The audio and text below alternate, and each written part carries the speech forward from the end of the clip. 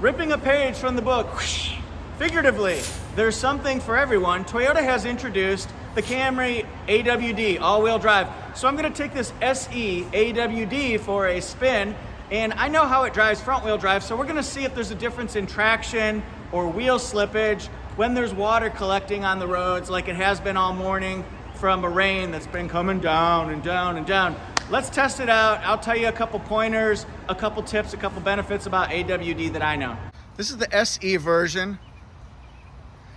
The thing about it is you won't notice much difference between all-wheel drive and front-wheel drive when looking at these two models side by side.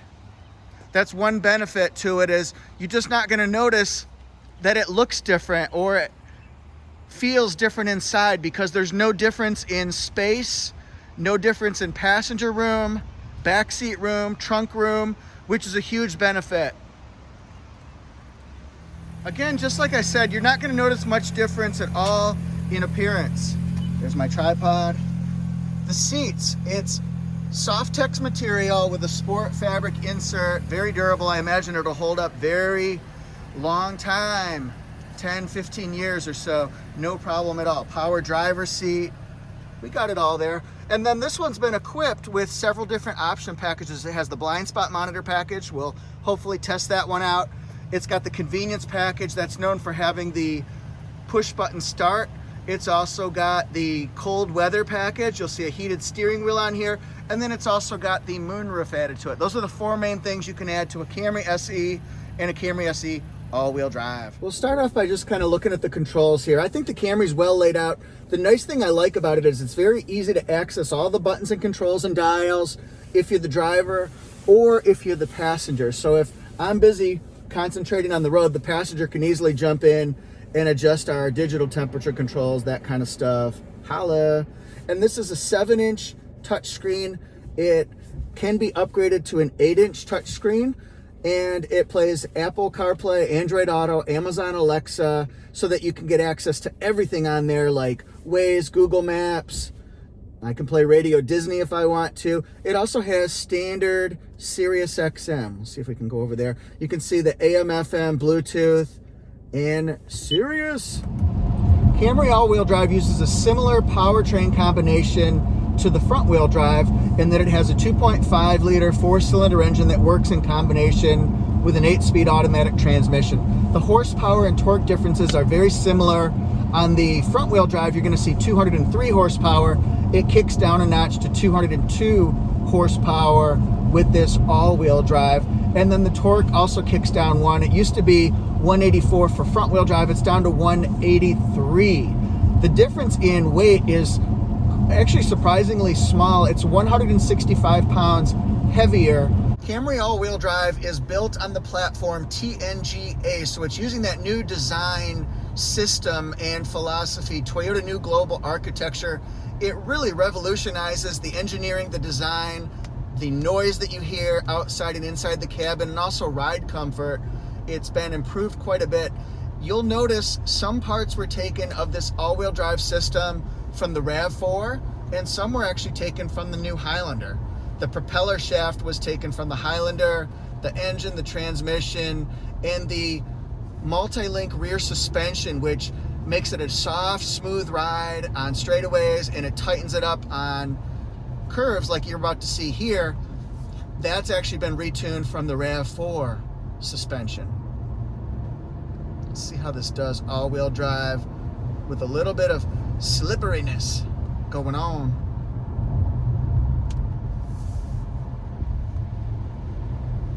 Yeah, this is strong. The force is strong in this car. Going around turns, I like it.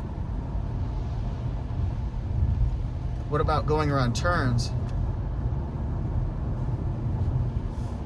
Very tight. This is going to be a tougher turn, you guys.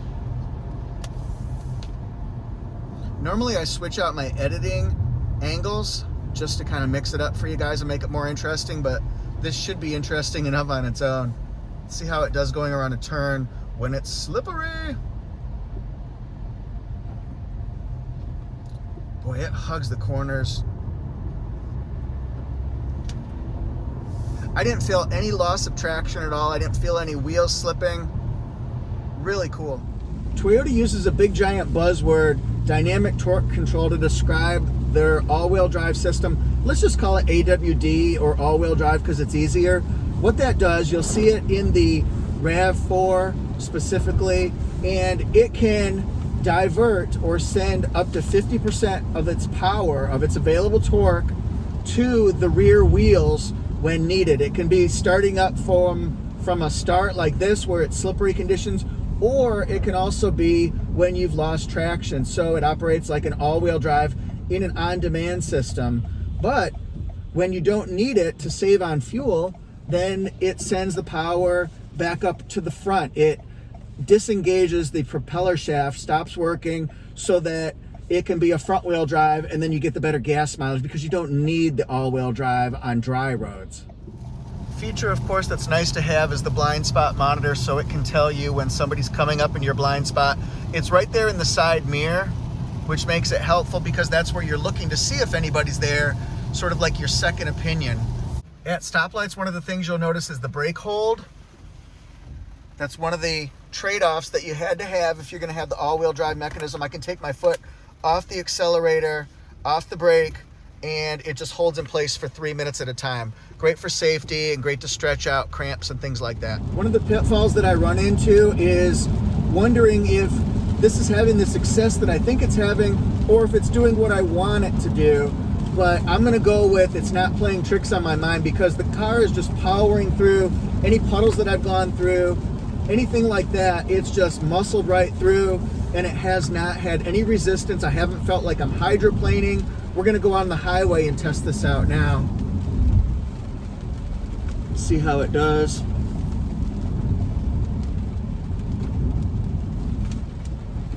All right, here's the ultimate test, you guys.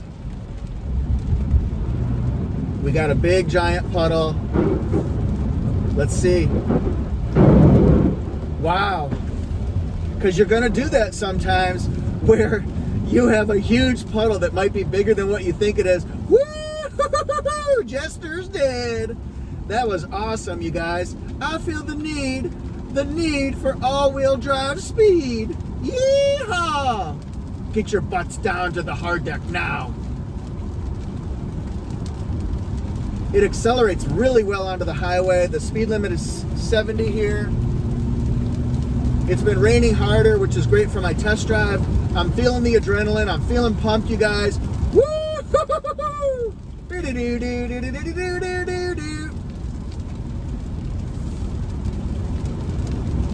Yeah, it's nice. When I was driving in, you guys, I felt that there were some spots in the road, you just don't see them until it's too late, but your wheel hits it, and then all of a sudden you feel like the car's gonna lurch to one side, or it's gonna lose control or momentum, things like that. It's gonna lose the path that you've intended for the car, and that certainly is not what you want. Right now, I'm feeling really good about this all-wheel drive. This is great. Obviously, I haven't had a chance to drive this in the snow. I mean, it's the last day of April, for gosh sake, in North Carolina. So we're not going to be seeing those kind of conditions. But in a rain that's similar to what we would all see, probably highway, city driving, I'm extremely impressed. The car is definitely holding its own. It's in control of the road. And I haven't felt any sluggishness, any lack of acceleration, anything along those lines. So to me, this is a total home run if you want to get that peace of mind that you're not going to lose traction, especially where it rains a lot, you guys. At North Carolina, we get those heavy, big, giant raindrops, so you got to be real careful. You guys, I swear I didn't set this up. I'm not trying to take advantage of a situation, but this is what driving in the rain can do right here, where we've got a police car, a fire engine, and a car that's clearly turned the wrong way. But look at this over here. There was a 2-car accident, and I'm sure it was because of driving in the rain, or at least that's the most likely hypothesis. This is one reason why all-wheel drive may be super important to you. Hope you guys are okay. This is the 7-inch multi-information display. It gives you different pieces of information about your car. I changed the settings to give myself digital speed, so that's one thing you can do. This is for lane departure alert or radar cruise control. This tests out and also gives you your tire pressure on each individual wheel. I really like that. Then you can test out lane departure alert, pre-collision system, blind spot monitor, rear cross traffic alert, settings, and go back again. One of the things that all-wheel drive promises is from a stop, you're not gonna lose much traction at all, if any. That was a very controlled acceleration between 0 and 60. I went through a puddle that was water collecting at the bottom of the hill, and it didn't even miss a beat. So that passes my test. I'm impressed. Let's see if I feel like the Camry's pushing me around when a semi comes up beside me. That's one of the things people have concerns about on the road. Will the semi's wind push you around, or maybe wind going between the trees? No, I don't even feel it at all, you guys. Camry's solid. I mean, it's a great choice. I believe it's almost 17 straight years, if not, I know it's 16, but it might be 17. This is the best-selling mid-size sedan in the entire country. There are so many choices out there, but you've got a car that's reliable, it's dependable. It has all new technology and safety features like the Toyota Safety Sense, and then now with the capabilities of the Apple CarPlay and the Android Auto, all those popular apps, plus access to the navigation system that's the best for you. This is a really great choice, you guys, and this tested it in adverse conditions. I'm passionate about this. I feel like I'm on a soapbox. I'm making a speech. This is great. Ladies and gentlemen, we're going to be preparing for landing at Fred Anderson Toyota, but first we've got to go around this curve, and we'll see how it does here. By the way, my odometer right now, I've been driving it a little hard. It says 30.4, 30.8. I haven't driven that many miles right now, so any type of acceleration or lowering of speed or deceleration is going to probably, I guess, more staunchly or pretty dramatically affect my gas mileage. You'll have to really test this out over 100 miles or something like that. But there was no problem going around the turn. I was going about, I don't know, 45, something like that around the turn. So it took it great. It handled it just fine. It held its own. It hugged the corner, probably in part due to that multi-link rear suspension. I'm at 30.9 right now MPG for my trip. I'm gonna see if I go up this hill, how it's going to lower my average MPG right now. Because right now it's too good. All right, so right now it's 30.5. Let's just watch how putting on the gas right now is going to affect my MPG. Yeah, see, it just went down to 29.7.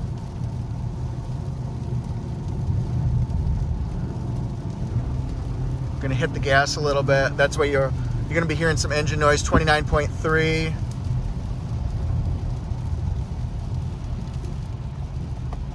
So the way you drive it does affect MPG, guys.